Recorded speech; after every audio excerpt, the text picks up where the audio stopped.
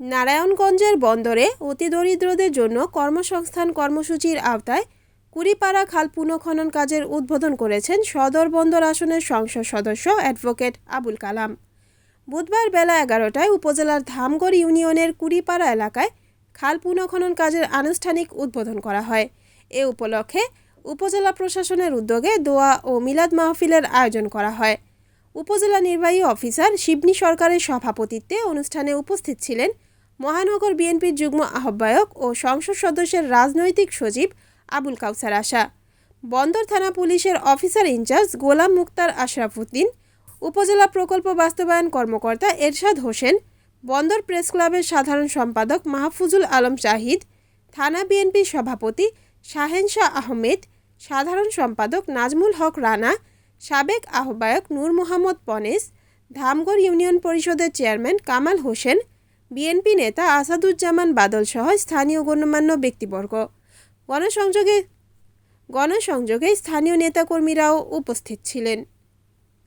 আজকে আমরা সবাই ঐতিহাসিক একটা মুহূর্তে সাক্ষী হতে পেরেছি, এজন্য আল্লাহর কাছে কৃতজ্ঞতা জানাই। কারণ হচ্ছে 19 দফা আমাদের শহীদ রাষ্ট্রপতি জিয়াউর রহমান সাহেবের খাল খনন কর্মসূচি যেটা ছিল, আমাদের মুরব্বী যারা আছেন তাদের মুখে শুনেছি।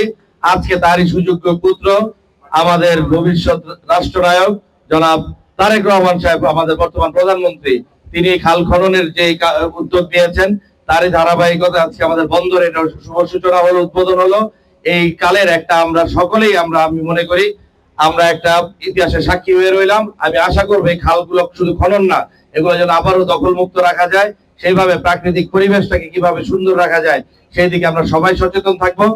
আমরা আজকে যে উদ্দেশ্য নিয়ে আসছি সেই উদ্দেশ্যের কথা বলতে গেলে একটু পেছনে যেতে হবে।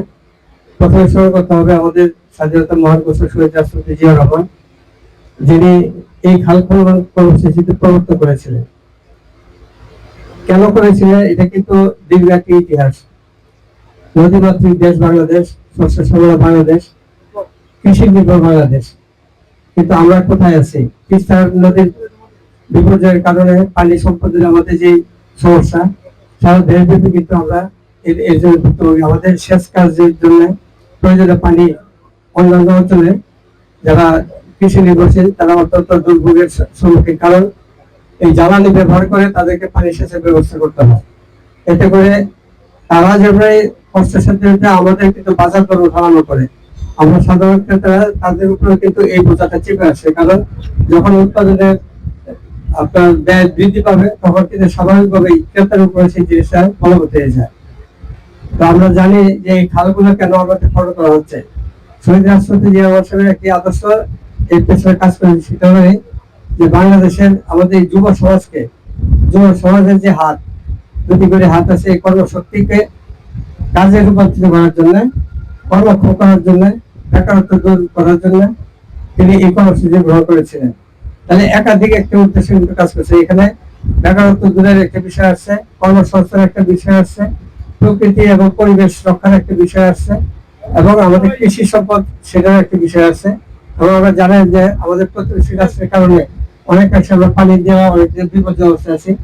আপৎকালীন সময় আমাদের পানি সংরক্ষণ করার একটা বিধি ব্যবস্থা থাকা দরকার, সেটা প্রয়োজনের জায়গায় পৌঁছানোর জন্য কিন্তু এই খাল খনন কর্মসূচিটা প্রবর্তন। মাননীয় দেশপতি বেগম খালেদা জিয়ার হাত ধরে কিন্তু আমরা 3 বার সরকারে ছিলাম, তখন আমরা এই এলাকায় কিন্তু আমরা এই খাল খনন কর্মসূচি পরিচালনা করে আসছি।